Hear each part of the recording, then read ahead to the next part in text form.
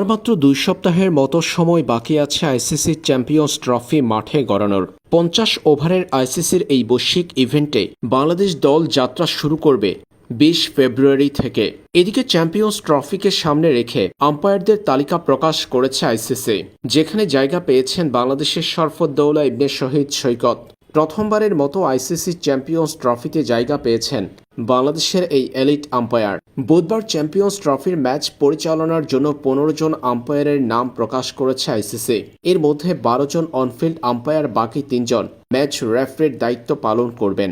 তালিকায় ১২ জন আম্পায়ার হলেন Kumar Dharmasena, Chris Gaffaney, Michael Gough, Adrian Holdstock, Richard Illingworth, Richard Kettleborough, Ahsan Raza, Paul Reiffel, Sharfuddoula Ibne Shahid Saikat, Rod Tucker, Alex Wharf এবং Joel ওয়েলসন।